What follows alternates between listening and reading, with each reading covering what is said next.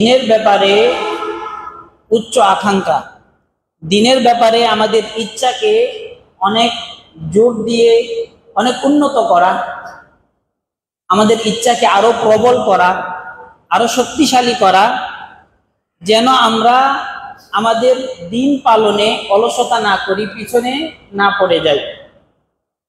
দেখুন, আজকে দুঃখজনক হলেও সত্য, আমরা সবাই দুনিয়ার পিছনে ছুটে বেড়াচ্ছি। বিশেষত আপনাদের মাশাআল্লাহ পাঁচরুকি এলাকা আগের তুলনায় অনেক উন্নত হয়েছে, আলহামদুলিল্লাহ, এটা আল্লাহর নিয়ামত। এই নিয়ামতের শুকরিয়া আদায় হলো যে এই নিয়ামতটাকে আল্লাহর পথে কাজে লাগাতে হবে। এই নিয়ামত পেয়ে যেন আমরা নিয়ামত পাওয়ার দিক থেকে আগিয়ে গেলাম, কিন্তু আমলের দিক থেকে, দিনের দিক থেকে পিছিয়ে গেলাম, তাহলে এই নিয়ামত কিন্তু আমাদের উপকার আসলো না, বরং আমাদের ক্ষতির কারণ হল। দিনের ব্যাপারে উচ্চ আকাঙ্ক্ষা বা প্রবল ইচ্ছা বলতে বোঝায় যে ইসলামী ধর্মের যে কোনো আমল, সেটা ছোট হোক কিংবা বড়, সে আমল করার ক্ষেত্রে ব্যক্তি তার ইচ্ছাকে অনেক প্রবল করবে, অনেক বেশি করবে, তার মনকে প্রস্তুত করবে যে না, আমি অবশ্যই অবশ্যই ইসলামের প্রতিটি কাজ করার চেষ্টা করব, আমি অবশ্যই একজন পাক্কা পাঁচ ওয়াক্ত মুসল্লি হওয়ার চেষ্টা করব, আমি অবশ্যই বিন্দুমাত্র হারামের সাথে জড়িত হব না, এই প্রতিজ্ঞা করব এবং ওই অনুযায়ী জীবনকে পরিচালনা করব। এর বিনিময়ে আমার উচ্চ আশা কি থাকবে? আমার সবচেয়ে বড় টার্গেট থাকবে যে আমি দুনিয়ায় আমল করে, আমার দিনকে পালন করে সর্বশ্রেষ্ঠ যে নিয়ামত আল্লাহ রাব্বুল আলামিন মুত্তাকিনদের জন্য প্রস্তুত করেছেন, জান্নাত, সে জান্নাত আমি লাভ করবই করব ইনশাআল্লাহ। এই প্রতিজ্ঞা, এই ইচ্ছা, এই আকাঙ্ক্ষা করার নাম হচ্ছে উলুউল হিম্মা। ইচ্ছা দু প্রকার, একটা হচ্ছে দুর্বল ইচ্ছা, আরেকটি হচ্ছে শক্তিশালী ইচ্ছা। আজকে আমরা কথা বলবো শক্তিশালী ইচ্ছা নিয়ে, যে ইচ্ছার মাধ্যমে আমরা আমাদের ধর্মকে আগের তুলনায় আরো বেশি জোর দিয়ে পালন করতে পারবো এবং নিজেদেরকে জান্নাতের জন্য প্রস্তুত করতে পারবো। আল্লাহ আমাদের তৌফিক দান করুন, আমিন। আল্লাহ রাব্বুল আলামিন পবিত্র কোরআনে আমাদেরকে আহ্বান জানাচ্ছেন, আমাদেরকে তার প্রস্তুতকৃত পুরস্কারের দিকে আমাদেরকে ডাকতেছেন। তিনি বলছেন, ওয়াসারিউ ইলা মাগফিরাতিম মির রাব্বিকুম, হে মানুষরা, তোমরা তোমাদের রবের পক্ষ থেকে ক্ষমার দিকে দ্রুতগামী আগাও, দ্রুত গতিতে আগাও, অগ্রসর হও। ওয়া জান্নাতিন আরদুহাস সামাওয়াতু ওয়াল আরদ, এবং ওই জান্নাতের দিকে তোমরা অগ্রসর হও যে জান্নাতের পরিধি হলো আসমান জমিনের সমান। সুবহানাল্লাহ। আল্লাহ বলছেন উইদ্দাত লিল মুত্তাকিন, এই জান্নাতকে আল্লাহ রাব্বুল আলামিন প্রস্তুত করেছেন। জান্নাতকে প্রস্তুত করা হচ্ছে মুত্তাকিনদের জন্য, যারা আল্লাহর কাজ করে, আল্লাহ যা আদেশ করেছেন তা পালন করে, আল্লাহ যা নিষেধ করেছেন তা থেকে বিরত থাকে, তারা হলো মুত্তাকি। আর আল্লাহ এই মুত্তাকি বান্দাদের জন্য জান্নাত প্রস্তুত করেছেন, তোমরা সেদিকে আগাও। আল্লাহ বলছেন ফাস্তাবিকুল খায়রাত, তোমরা ভালো কাজে, কল্যাণের কাজে দ্রুতগামী হও, প্রতিযোগিতা করো। আল্লাহ বলছেন ওয়াতাআওয়ানু আলাল বিররি ওয়াত তাকওয়া ওয়া লা তাআওয়ানু আলাল ইসমি ওয়াল উদওয়ান, তোমরা পরস্পরে সৎ এবং কল্যাণের কাজে সহযোগিতা করো এবং বাড়াবাড়ি অথবা পাপের কাজে তোমরা পরস্পরে সহযোগিতা করো না। রাসূলুল্লাহ সাল্লাল্লাহু আলাইহি ওয়াসাল্লাম আমাদেরকে শিক্ষা দিচ্ছেন, তিনি বলছেন ইযা সাআলতুমুল্লাহা ফাসআলুহুল ফিরদাউস, তোমরা যখন আল্লাহর কাছে চাইবা, কিছু চাইবা, তখন আল্লাহর নিকট জান্নাতুল ফিরদাউস কামনা করবা, জান্নাতুল ফিরদাউসের আশা করবা। কেন? ফাইন্নাহু আওসাতুল জান্নাতি ওয়া আ'লাল জান্নাহ, কেননা এই জান্নাতুল ফিরদাউস হলো সর্বোত্তম জান্নাত। তাহলে আল্লাহ রাব্বুল আলামিন আমাদেরকে ডাকতেছেন জান্নাতের দিকে, যে জান্নাত হলো সবচেয়ে বড় নিয়ামত। আল্লাহ রাব্বুল আলামিনের পক্ষ থেকে আসা নবী মুহাম্মদ রাসূলুল্লাহ সাল্লাল্লাহু আলাইহি ওয়াসাল্লাম, তিনি আমাদেরকে বলছেন আমরা যখন আল্লাহর নিকট জান্নাত চাইবো, তখন যেন স্পেশাল জান্নাত, জান্নাতুল ফিরদাউস কি করি? কামনা করি। অন্য হাদিসে রাসূল সাল্লাল্লাহু আলাইহি ওয়াসাল্লাম বলছেন ইন্নাল্লাহা তাআলা ইউহিব্বু মাআলিয়াল উমুর, আল্লাহ রাব্বুল আলামিন সব ক্ষেত্রেই যে কোনো জিনিসের সর্বোচ্চটা পছন্দ করেন, ওয়া আশরাফাহা, এবং সর্বোত্তম সবচেয়ে দামি যে জিনিস সেই জিনিসটাকে পছন্দ করেন। ওয়ায়াকরাহু সাফসাফাহা, আর তিনি নিকৃষ্ট নিম্নমানের জিনিসকে তিনি অপছন্দ করেন। আমরা যদি নামাজি হই তাহলে 5 ওয়াক্ত পাক্কা নামাজি হব, 1 ওয়াক্তের মুসল্লি হব না, শুধু জুমার মুসল্লি হব না। এই জুমার মুসল্লিকে আল্লাহ পছন্দ করেন না, আল্লাহ পছন্দ করেন 5 ওয়াক্ত মুসল্লিকে। আল্লাহ রাব্বুল আলামিন আমাদের দ্বীনের ক্ষেত্রে আমাদেরকে আদেশ করেছেন, আমাদেরকে পরামর্শ দিয়েছেন, উৎসাহ দিয়েছেন দ্বীনের ক্ষেত্রে যেন আমরা পিছিয়ে না যাই, কারণ আল্লাহ আমাদেরকে সর্বোত্তম জিনিস দেওয়ার জন্য প্রস্তুত। অতএব প্রিয় ভাইয়েরা, আমাদের সকলেরই উচিত যে কোনো ক্ষেত্রে, বিশেষত দ্বীনের ক্ষেত্রে, দুনিয়ার ক্ষেত্রে কিন্তু আমরা কেউ নরমাল জিনিস নিতে চাই না। বাজারে বলেন অথবা যে কোনো ক্ষেত্রে বলেন, অবশ্যই 1 নম্বর জিনিস কয়েক দোকান দেখে আপনার ছেলে মেয়েকে বিয়ে শাদী করাবেন, সেখানে আরো কত আয়োজন, কত মানে ওই খোঁজ খবর আমরা নেই। একটা পাঞ্জাবি বানাবেন, একটা পাঞ্জাবি কিনে দিবেন, কয়েক দোকান ঘুরে পছন্দ করে কিনেন, পছন্দ হলো কি হলো না। এই থিওরিটা বা এই মন মানসিকতাটাকে আমরা আমাদের দ্বীনের ক্ষেত্রে কাজে লাগাই। আমরা কি কখনো ভাবি যে আমি যে আমল করছি এই আমল কি সর্বোত্তম আমল? আমি যে আমলটা করছি সেটা কি 1 নম্বর আমল? আল্লাহ কি এই আমল আমার জন্য পছন্দ করবেন? এই আমলের ফলাফল কি আমি পাবো? ছাত্র ভাই যারা আছে এখানে, আমাদের আলহামদুলিল্লাহ আল্লাহর পক্ষ থেকে আমাদের মাদ্রাসা এই এলাকাবাসীর জন্য যেমন নিয়ামত, সাথে সাথে বাহির থেকে আমরা যারা এসেছি তাদের জন্য নিয়ামত। আল্লাহ আমাদেরকে পছন্দ করে এই মাদ্রাসায় এনেছেন সাধারণ ছাত্র হয়ে বের হওয়ার জন্য নয়। আপনি আমি গ্রামের প্রতিষ্ঠানে ছিলাম তখন সাধারণ ছিলাম, যখনই ঢাকা বা ঢাকার পার্শ্ববর্তী কোনো বড় প্রতিষ্ঠানে আসলাম, তার মানে এই প্রতিষ্ঠান থেকে আমাকে অনেক বড় হয়ে বের হতে হবে, আমাকে উন্নত শিক্ষা নিয়ে বের হতে হবে। আমি যেন সাধারণ ছাত্রের মতো এই মাদ্রাসা থেকে ফারেগ না হই, এই টার্গেট মাদ্রাসা ভর্তি হওয়ার পর থেকে আমার থাকতে হবে। যাদের আগে থেকে ছিল না, আজকে থেকে মন মানসিকতা পাল্টাতে হবে যে আমি সিরিয়ালে ঢুকবোই ঢুকবো। কিভাবে ঢুকবো সেটা আমি জানি না, আমি চেষ্টা করব, তৌফিক দেওয়ার মালিককে আল্লাহ। প্রিয় ভাইরা, আমরা যদি রাসূলুল্লাহ সাল্লাল্লাহু আলাইহি ওয়াসাল্লামের কয়েকটি হাদিসের দিকে তাকাই তাহলে আমরা কিছু জিনিস লক্ষ্য করব যে যাদের ইচ্ছাটা প্রবল থাকে, ইচ্ছাটা অনেক শক্তিশালী থাকে, তাদের কোনো লস নেই, তারা কোনো না কোনো ভাবে সফল হন, আল্লাহ তাদের বিনিময় দেন। রাসূলুল্লাহ সাল্লাল্লাহু আলাইহি ওয়াসাল্লাম তার হাদিসে বলছেন, হাদিসটি সহিহ মুসলিমে এসেছে, মান হাম্মা বিহাসানা, কোন বান্দা যদি কোন সৎ কাজের ইচ্ছা পোষণ করে, ফালাম ইয়ামালহা, কিন্তু কোনো কারণে সে কাজটি সে করতে সফল হলো না, সে করতে পারলো না, কুতিবাত লাহু হাসানা, তার এই ইচ্ছার কারণে, নিয়তের কারণে তার আমলনামায় একটা নেকি, পূর্ণ নেকি লেখা হয়। বলি সুবহানাল্লাহ। দেখুন, শুধু ইচ্ছা করলো, সে কিন্তু কাজটা করতে পারেনি, কিন্তু তার ইচ্ছাটা প্রবল ছিল, তার নিয়তটা পাকাপোক্তা ছিল, নিয়তে কোনো ভেজাল ছিল না। আল্লাহ রাব্বুল আলামিন পক্ষ থেকে আমল না করার কারণেও কিন্তু কি করা হবে, তার আমলনামায় একটা সওয়াব লেখা হবে। যদি সে কাজটি করতে সক্ষম হয় তাহলে তার জন্য 10 থেকে অনেক গুণে বাড়িয়ে আল্লাহ কি করেন, সওয়াব লিখে দেন। অতএব যে কোনো আমলের সংবাদ যখন আমরা পাবো, অথবা একটা জিনিস শিখলাম, এই আমলটা করা সুন্নাহ, এই আমলটা করা ভালো, এই আমলটা করলে সওয়াব হবে, তখনই নিয়ত করে ফেলতে হবে যে না, আমি অবশ্যই এই আমলটা করব। তাহলে কমপক্ষে আল্লাহ রাব্বুল আলামিন আপনার আমলনামায় একটা সওয়াব কি করবেন, লিপিবদ্ধ করবেন।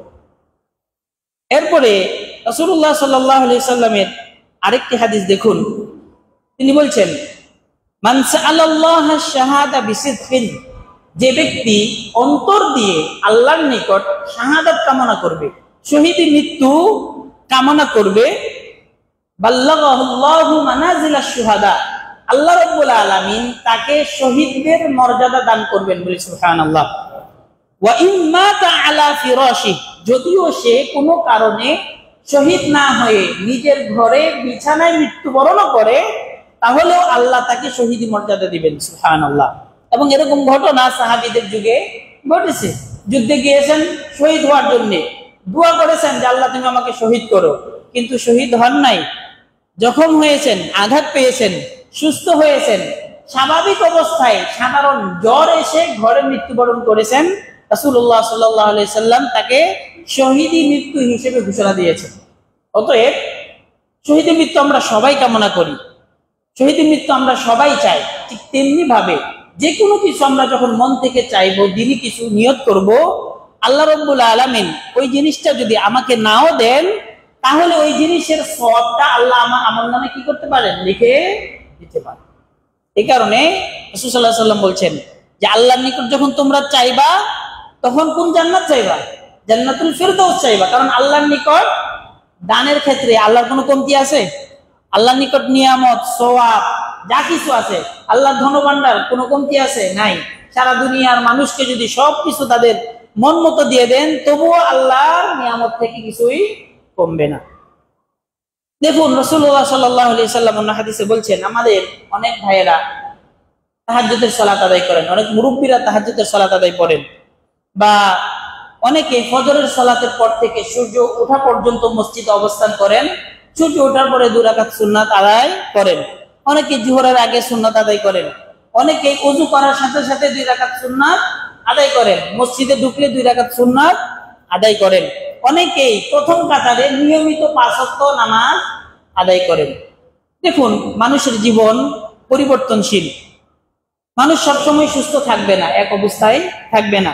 রাসূলুল্লাহ সাল্লাল্লাহু আলাইহি সাল্লামের হাদিস শুনুন, তিনি বলছেন, মা মিন ইমরিইন, যে কোনো ব্যক্তি, তাকুনু লাহু সালাতুন বিলাইলিন, যদি তার রাতের কোনো সালাত নিয়মিত থাকে, মানে রাতে সালাত আদায়ের যদি অভ্যাস থাকে, তাহাজ্জুদের নামাজ পড়ার অভ্যাস যদি থাকে, ফাগালাবাহু আলাইহা নাওমুন, কোনো কারণে তার অনিচ্ছা সত্ত্বে সে যদি একদিন ঘুমিয়ে যায় বলতে ঘুমিয়েছে কিন্তু উঠতে পারেনি, কোনো কারণে, প্রতিদিনই উঠে কিন্তু কোনো কারণে সে উঠতে পারেনি, রাসূলুল্লাহ সাল্লাল্লাহু আলাইহি ওয়াসাল্লাম বলছেন, ইল্লা কাতাবাল্লাহু লাহু আজরা সালাতিহি, আল্লাহ রাব্বুল আলামিন এই ব্যক্তির তাহাজ্জুদ সালাতের সওয়াব তার আমলনামায় লিখে দেন, ওয়া কানা নাওমুহু সাদাকাতান আলাইহি, এবং তার ওই ঘুমটা, ওই রাতের ঘুমটা তার জন্য সদকা স্বরূপ, উপহার স্বরূপ আল্লাহ রাব্বুল আলামিন গণ্য করেন, বলি সুবহানাল্লাহ।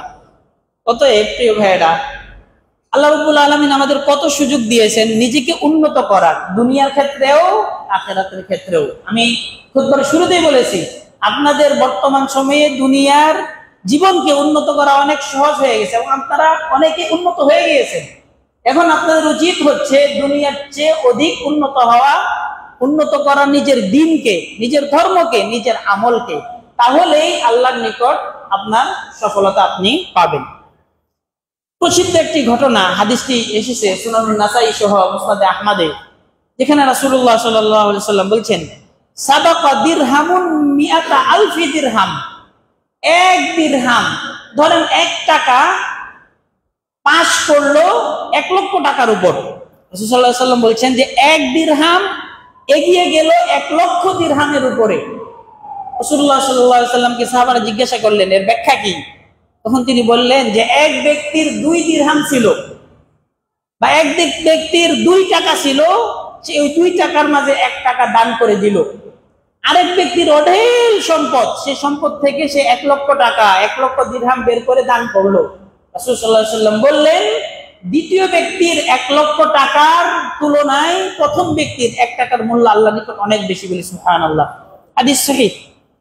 এই কারণে যারা আমরা দরিদ্র আছি, বা এখনো ওইরকম অর্থ সম্পদ আমাদের হয়নি, দিন খেটে খাই, রিক্সা চালাই, ভ্যান চালাই, অটো চালাই, এত টাকা আমাদের দান করার সামর্থ্য নেই, তারা যেন নিজেদেরকে ছোট না করি, নিজেদেরকে ছোট মনে না করি। কারণ আল্লাহ রাব্বুল আলামিন কারো প্রতি বেইনসাফি করেন না। আল্লাহর চেয়ে উত্তম ইনসাফকারী কেউ নেই। আল্লাহ গরিব মানুষদের জন্য সুযোগ রেখেছেন, যেমন সুযোগ কাদের জন্য রেখেছেন? ধনী মানুষদের জন্য রেখেছেন। এখানে এই দরিদ্র ব্যক্তির 1 দিরহামকে রাসূল সাল্লাল্লাহু আলাইহি ওয়াসাল্লাম গুরুত্ব দিলেন অন্য ব্যক্তির, অঢেল সম্পদওয়ালা ব্যক্তির 1 লক্ষ দিরহামেরও উপরে। এবার যাদের টাকা পয়সা আছে তারা বলবে, আমি 1 লক্ষ টাকা দিলাম, আমাকে নিচে নামিয়ে দিল। যারা 1 টাকা দিল, 1000 টাকা দিল, তাদেরকে উপরে উঠিয়ে দিল। না, আল্লাহ রাব্বুল আলামিন আপনার জন্য অনেক সুযোগ রেখেছেন। আপনি হয়ে যান ওসমান রাদিয়াল্লাহু আনহুর মতো। তাবুক যুদ্ধে যখন রাসূল বললেন কে এই বাহিনীকে অস্ত্র দিবে, কে এই বাহিনীকে বাহন দিবে, কে এই বাহিনীকে এটা দিবে সেটা দিবে, তিনি দাঁড়িয়ে গেলেন যে আমি প্রস্তুত, আমি প্রস্তুত, আমি প্রস্তুত। সুবহানাল্লাহ। কে মসজিদে নববীর জায়গা প্রশস্ত করে দিবে, কে ওই কূপটি মুসলমানদের জন্য খরিদ করে ওয়াকফ করে দিবে, দান করে দিবে, সব জায়গায় ওসমান রাদিয়াল্লাহু আনহু দাঁড়িয়ে গেলেন। আল্লাহ তাকে সম্পদ দিয়েছিলেন, সেরকম মনও দিয়েছিলেন। আল্লাহ আপনাকে অর্থ সম্পদ দিয়েছেন, ওসমান রাদিয়াল্লাহু আনহুর মতো দান সাদাকা করুন, ওসমান রাদিয়াল্লাহু আনহুর মতো মানুষের সহায়তা করুন, মুসলিম ভাইদের সহায়তা করুন। তেলের মাথায় যেন তেল না ঢালেন। যাদের সম্পদ আছে তাদের সাথেই আপনার চলাফেরা, এবং যারা দরিদ্র আছে, আপনার টাকা হয়ে গিয়েছে, তাদের খোঁজ খবর নিচ্ছেন না, আপনার ওই আত্মীয় স্বজনদের কাছে ভিড়ছেন না, আপনার প্রেস্টিজে আঘাত লাগবে, আপনাকে আল্লাহর নিকট জবাব দিতে হবে। আপনি ওসমান রাদিয়াল্লাহু আনহুর মতো হয়ে যান, ওমর রাদিয়াল্লাহু আনহুর মতো হয়ে যান। দেখুন ওমর রাদিয়াল্লাহু আনহু তাদের তারা এত উন্নত মানুষ ছিলেন। রাসূল সাল্লাল্লাহু আলাইহি ওয়াসাল্লামের পরে এই দুনিয়াতে সবচেয়ে ভালো মানুষ কে, সবচেয়ে উত্তম মানুষ কে? আবু বকর রাদিয়াল্লাহু আনহু। তিনি ইসলামের প্রথম খলিফা, ইসলামের দ্বিতীয় খলিফা ছিলেন ওমর রাদিয়াল্লাহু আনহু। রাসূল সাল্লাল্লাহু আলাইহি ওয়াসাল্লাম ঘোষণা দিলেন যে কে দান করবে, দান করতে হবে, দান করো। তখন ওমর রাদিয়াল্লাহু আনহু বললেন আজকে হয়তো আমি আবু বকরকে ছাড়িয়ে যাব, আজকে হয়তো আমি আবু বকর রাদিয়াল্লাহু আনহুর উপরে উঠে যাব। কারণ ওমর রাদিয়াল্লাহু আনহুর সম্পদ বেশি ছিল, আবু বকর রাদিয়াল্লাহু আনহুর সম্পদ তার তুলনায় একটু কম ছিল। আবু বকর রাদিয়াল্লাহু আনহু রাসূল সাল্লাল্লাহু আলাইহি ওয়াসাল্লাম নিকট দান করলেন, ওমর রাদিয়াল্লাহু আনহু দান করলেন। ওমর রাদিয়াল্লাহু আনহু তার অর্ধেক সম্পদ এনে রাসূলকে দিলেন। রাসূল বললেন তুমি বাড়িতে কি রেখে এসেছো? তো তিনি বললেন যে আমি বাড়িতে সমপরিমাণ সম্পদ রেখে এসেছি। এবার আবু বকর রাদিয়াল্লাহু আনহু দিলেন। রাসূল তাকে জিজ্ঞাসা করলেন তুমি কি রেখে এসেছো? তিনি উত্তর দিলেন আবকাইতুল্লাহ ওয়া রাসূলাহ, আমি আমার ঘরে, আমার বাড়িতে আল্লাহ এবং আল্লাহর রাসূলকে রেখে এসেছি। সুবহানাল্লাহ। আর ওমর রাদিয়াল্লাহু আনহু তিনি এত ইচ্ছা ছিলেন যে তিনি ভালো কাজে প্রতিযোগিতা করে এগিয়ে যাবেন, কিন্তু সেদিন বললেন যে আজকের পরে আমি কখনোই আবু বকরকে কি করতে পারবো না, পিছনে ফেলাতে পারবো না। আল্লাহ আপনাকে সম্পদ দিয়েছেন, ধন দিয়েছেন, আপনি এই প্রতিযোগিতা করুন আল্লাহর জন্য, মানুষকে দেখানোর জন্য নয়, মানুষের বাহবা পাওয়ার জন্য নয়। আপনার যদি ইখলাস ঠিক থাকে, আমি হাদিস উল্লেখ করেছি, যদি কেউ মন থেকে কোনো কিছু চায়, নিয়ত যদি খালেস থাকে, আল্লাহ রাব্বুল আলামিন তাকে ওই জিনিসটি দান করেন। কমপক্ষে ওই কাজ না করতে পারলেও তাকে সেই সওয়াব দান করেন। তাই আসুন আমাদের যে যে অবস্থায় আছে, সেই অবস্থায় নিজের ইচ্ছাকে, দিনই ইচ্ছাকে উপর লেভেলে নিয়ে যায়। প্রিয় ছাত্র ভাইয়েরা, আমরা এখানে এক একজন এক এক ক্লাসের, এক একজন এক এক এলাকার, এক একজনের মেধা এক এক রকম। কেউ নিজেকে ছোট ভাবা যাবে না, কাউকেই ছোট ভাবে দেখা যাবে না। আল্লাহ সবার ভিতরেই মেধা দিয়েছেন। আমাদের কর্তব্য হলো নিজের আশাটাকে, নিজের টার্গেটটাকে অনেক লম্বা করা, অনেক বড় করা, এবং সেই অনুযায়ী প্রচেষ্টা চালানো। এবং কত ছাত্র আছে যে ক্লাসের লাস্ট বেঞ্চে বসতো, যার হাজিরা খাতায় সব শেষে নাম থাকতো, কিন্তু আল্লাহ তার মেধা খুলে দিয়েছেন, সেই সিরিয়ালে চলে এসেছে। এরকম অনেক নজির আমাদের ইতিহাসেই রয়েছে। অতএব আমরা যেন কেউ নিজেকে ছোট না ভাবি, সেটা যেই হোক, ছাত্র হোক, শিক্ষক হোক, দিনমজুর হোক, অথবা ধনী মানুষ, অথবা যে কোনো ধরনের মানুষই হোক। আল্লাহ আমাদের সে তৌফিক দান করুন, আমিন। দেখুন আল্লাহ রাব্বুল আলামিন উচ্চ আকাঙ্ক্ষা যাদের, যাদের ইচ্ছাটা অনেক প্রবল, যাদেরকে দুনিয়াবী চিন্তা দ্বীনের পথে আটকাতে পারে না, তাদের প্রশংসা করে আল্লাহ বলছেন রিজালুন লা তুলহিহিম তিজারাতুন ওয়ালা বাই। আল্লাহর এমন কিছু বান্দা আছে, এমন কিছু লোক আছে, যাদেরকে কোনো ব্যবসা বাণিজ্য, কোনো ক্রয় বিক্রয় বাধা দিতে পারে না, অমনোযোগী করতে পারে না। আন যিকরিল্লাহ, আল্লাহর স্মরণ থেকে, ওয়া ইকামিস সালাতি ওয়া ইতাইজ যাকাত, সালাত আদায়, সালাত কায়েম এবং যাকাত আদায় করা থেকে। তিনটি বিষয় আল্লাহ রাব্বুল আলামিন বলছেন এমন কিছু মানুষ আছে যাদেরকে তাদের ব্যবসা বাণিজ্য, আমাদের এখানে অনেক ব্যবসায়ী ভাইরা আছেন, একটু খেয়াল করবেন এই আয়াত, আল্লাহ আপনাদের জন্য এই আয়াত সেট করছেন। আল্লাহ বলছেন এমন কিছু বান্দা আছে যাদেরকে তাদের ব্যবসা বাণিজ্য, কেনা বেচা বাধা দিতে পারে না, অমনোযোগী করে না, গাফেল করতে পারে না তিনটা জিনিস থেকে। এক নাম্বার আন যিকরিল্লাহ, আল্লাহর স্মরণ থেকে, ওয়া ইকামিস সালাহ, আল্লাহর ফরজকৃত সালাত থেকে, এবং আল্লাহর ফরজকৃত যাকাত আদায় করা থেকে গাফেল করতে পারে না, অমনোযোগী করতে পারে না। দেখুন, আল্লাহ তাদেরকে প্রশংসা করে কোরআনে আয়াত নাজিল করে দিয়েছেন। অতএব যারা আমরা নামাজে অমনোযোগী, ব্যবসার দোহাই দিয়ে অথবা পার্টির দোহাই দিয়ে, আপনারা অর্থের মতো এত বড় একটা নিয়ামত থাকা সত্ত্বেও সাধারণ ফকির মিসকিনদের চেয়ে পিছনে পড়ে গেলেন এই আয়াতের ভাষায়।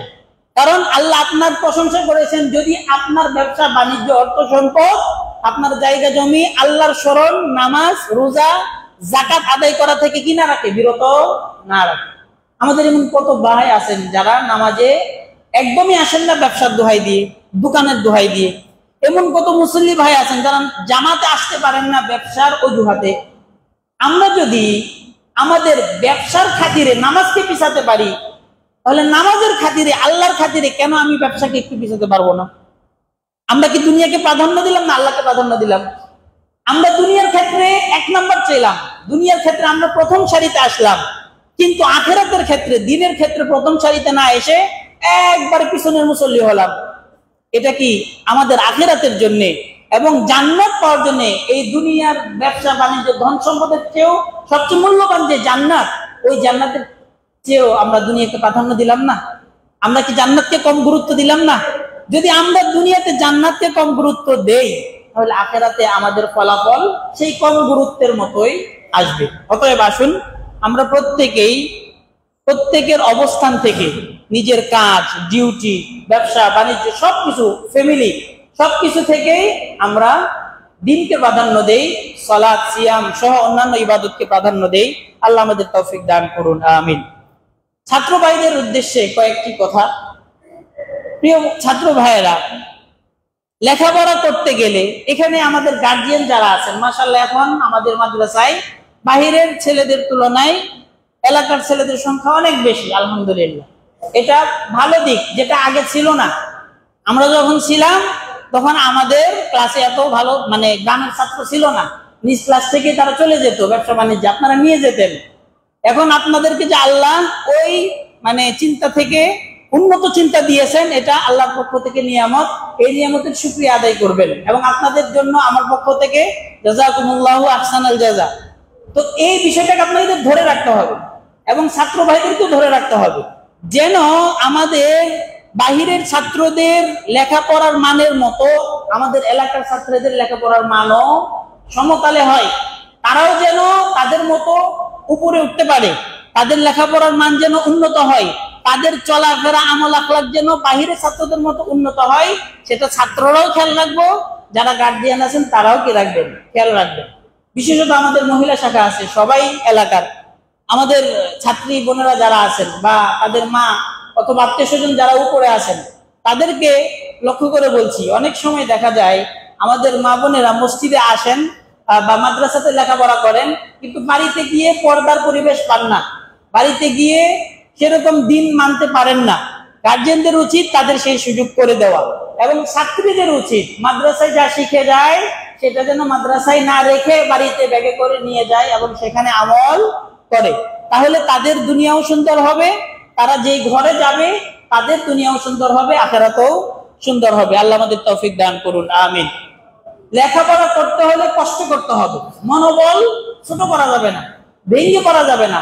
যারা দূর থেকে এসেছি আমরা, বাড়ির জন্য কান্না আসবে, মন খারাপ হবে, কিন্তু আমার মূল টার্গেট হচ্ছে এখন লেখাপড়া। ওই টার্গেটকে সামনে রেখে বাড়ির মায়া বিসর্জন দিতে হবে।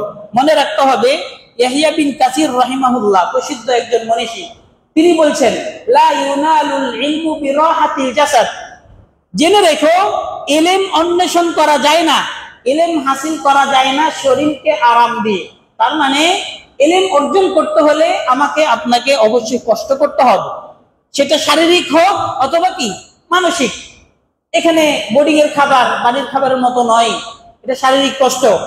বাড়ির বিছানার মতো এখানকার বিছানা নয়, শারীরিক কষ্ট। এবং বাড়ির বাবা মা ভাই বোনের আদর সুহাগ এখানে পাওয়া যাবে না, এটা মানসিক কষ্ট। এই উভয় কষ্টকে বিসর্জন দিতে হবে ইলমের জন্য। এই ইলম একদিন উপকারে আসবে, এই ইলম একদিন ভালো ফলাফল বয়ে নিয়ে আসবে। আল্লাহ আমাদের ছাত্রদেরকে তাদের লেখাপড়ার ক্ষেত্রে উচ্চ আকাঙ্ক্ষা সহ এবং বড় লেভেলের বড় মাপের মুখলিস এবং যোগ্য আলেম হিসেবে তৈরি হওয়ার তৌফিক দান করুন, আমিন। এবং যারা অভিভাবক আছি তাদের মন মানসিকতাও যেন আরো উন্নত হওয়ার তৌফিক দান করেন, আল্লাহ যেন আমাদের সকলকেই সেই সুযোগ দেন বলে আমিন। ওয়া আখির দাওয়ানা আলহামদুলিল্লাহি রাব্বিল আলামিন।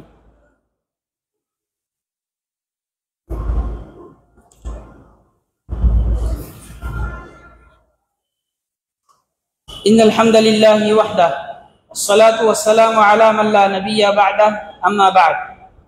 প্রিয় মুসলিমবৃন্দ, আমরা প্রথম খুতবায় শুনেছি যে আমাদের দ্বীনি ক্ষেত্রে আমাদের ইচ্ছাকে অনেক বেশি জোরদার করতে হবে, আমাদের আকাঙ্ক্ষাকে অনেক বড় করতে হবে, সব সময় দ্বীনের ক্ষেত্রে প্রথম সারিতে থাকার চেষ্টা করতে হবে ইখলাসের সাথে। এই কাজ করাতে কিছু বাধা আছে এবং এই কাজ করার সহায়ক কিছু ভূমিকা আছে। কয়েকটি বাধার মাঝে সর্বপ্রথম যে বাধা, মানে আপনার ইচ্ছাটা দুর্বল হয়ে যাবে যেসব কারণে, ছাত্র ভাইয়েরা লেখাপড়াতে ইচ্ছা শক্তি কমে যাবে যেসব কারণে, তার মাঝে প্রধান কারণ হচ্ছে আল মাআসি, গুনাহ করা, আল্লাহর অবাধ্য হওয়া। ব্যক্তি যত গুনাহগার হবে তার ঈমানি শক্তি তত দুর্বল হবে, সে তত নামাজ থেকে দূরে থাকবে, সে তত আল্লাহওয়ালা কাজ থেকে দূরে থাকবে। অতএব আমাদের কি করতে হবে? নিজেকে বেশি বেশি পাপ মুক্ত রাখতে হবে, বেশি বেশি ভালো কাজ করতে হবে। ছাত্র ভাইয়েরা, বেশি বেশি আমল বাড়াতে হবে, মিথ্যা কথা বলা যাবে না, ঝগড়া করা যাবে না, গালমন্দ করা যাবে না, এবং বিভিন্ন ধরনের পাপে লেখাপড়া অবস্থায় এবং লেখাপড়ার পরেও লিপ্ত হওয়া যাবে না। 2 নম্বর কাজ হচ্ছে, যেই কাজটা করলে আমরা আমাদের ঈমানি শক্তি বা ইচ্ছাটা নিচু হয়ে যায়, দুর্বল হয়ে যায়, সেটা হলো সময় নষ্ট করা। সেটা ছাত্র কিংবা সবাই, যে ব্যক্তি সময়কে অপচয় করবে তার সামনে কাজ অনেক বড় হয়ে যাবে এবং মনে হবে যে না, আমি পারবো না, আমার হাতে সময় নেই, আমার সুযোগ নেই। অতএব আমাদের উচিত হচ্ছে সময়কে যথাযথভাবে কাজে লাগানো। 3 নম্বর হচ্ছে অলসতা বা অপারগতা প্রকাশ করা। যে কোনো কিছু দেখলে না না না আমাকে দিয়ে এটা হবে না, আমি যদি এখন নামাজ পড়ি, আমি যদি দাঁড়িয়ে রাখি, আমি যদি পাঞ্জাবি টুপি পড়ি, কি বলবে, এই পড়া কি আমার দ্বারা হবে, এটা তো ক্লাসের 1 নম্বর ছাত্রের জন্য না। এই মানে অপারগতা বা অলসতা, এই কাজটুকু করলে আমাদের ইচ্ছা শক্তি দুর্বল হয়ে যাবে। আমাদের সব সময় মনোবলকে শক্ত রাখতে হবে। 4 নম্বর যে কাজ, সে কাজটি যেটা আমাদের যুবক ভাইদের মাঝে আছে এবং আমাদের বোনদের মাঝেও আছে, সেটি হলো যে কোনো ধরনের অবৈধ সম্পর্কের সাথে জড়িত হওয়া। এই কাজে যে ব্যক্তি জড়াবে তার ঈমানি শক্তি অর্ধেক হয়ে যাবে, ঈমানি শক্তি একদম দুর্বল হয়ে যাবে। তার কাছে তার মতো করে কথাগুলো ভালো লাগবে, কাজগুলো ভালো লাগবে, অন্য কোনো কিছুই ভালো লাগবে না। এই কারণে যুবক ভাই বোনেরা এবং গার্জিয়ানরা, আপনারা সতর্ক থাকবেন যেন আপনার ছেলে মেয়ে কার সাথে চলাফেরা করতেছে, কিভাবে কি করতেছে, এই খোঁজ খবর যেন আমাদের সকলের ভিতরে থাকে। 5 নম্বর হলো অসৎ সঙ্গ গ্রহণ করা। যে ব্যক্তি অসৎ সঙ্গ গ্রহণ করবে সে ব্যক্তির মনোবল ছোট হয়ে যাবে, দুর্বল হয়ে যাবে। সবসময় চলতে হবে যারা ভালো মানুষ, যাদের মনোবলটা অনেক শক্তিশালী, তাদের সাথে। ক্লাসে যারা সিরিয়ালে আছে তাদের সাথে বেশি বেশি চলাফেরা করতে হবে, থাকতে হবে, তাদের সাথে পড়তে হবে, শিখতে হবে। তাহলে একসময় তুমিও আমিও সিরিয়ালে আসতে পারবো। আল্লাহ রাব্বুল আলামিন আমাদের সকলকেই এই কাজগুলো থেকে কিছু কাজ থেকে বিরত থাকা এবং কিছু কাজগুলোকে নিজেদের ভিতরে অন্তর্ভুক্ত করার তৌফিক দান করুন, আমিন। আজকের খুতবায় আমি যাই বললাম, যেটি সঠিক বলেছি সেটা আল্লাহর পক্ষ থেকে। যদি কোনো ভুল ভ্রান্তি হয়ে থাকে তাহলে সেটা আমার এবং শয়তানের পক্ষ থেকে। আল্লাহ যেন আমাকে ক্ষমা করেন, সকলে বলি আমিন। আমরা যা শুনলাম আমরা যেন তা মানতে পারি, আল্লাহ আমাদের তৌফিক দান করুন, আমিন। তুম্মা সাল্লু ওয়া সাল্লিমু রাহাকুমুল্লাহ আলা মান আমারাকুম বিস-সালাতি ওয়াস-সালামি আলাইহি। فقال تعالى يا أيها الذين آمنوا صلوا عليه وسلموا تسليما اللهم صل على محمد وعلى آل محمد كما صليت على إبراهيم وعلى آل إبراهيم إنك حميد مجيد اللهم بارك على محمد وعلى آل محمد كما باركت على إبراهيم وعلى آل إبراهيم إنك حميد مجيد اللهم أعز الإسلام والمسلمين واخذل الكفرة والفجرة والمبتدعة والمشركين اللهم انصر من نصر دين محمد صلى الله عليه وسلم واجعلنا منهم واخذل من خذل دين محمد صلى الله عليه وسلم ولا تجعلنا منهم ربنا ظلمنا أنفسنا وإن لم تغفر لنا وترحمنا لنكونن من الخاسرين ربنا آتنا في الدنيا حسنة وفي الآخرة حسنة وقنا عذاب النار رب ارحمهما كما ربياني صغيرا عباد الله رحمني رحمكم الله إن الله يأمر بالعدل والإحسان وإيتاء ذي القربى وينهى عن الفحشاء والمنكر والبغي يعظكم لعلكم تذكرون فاذكروا الله يذكركم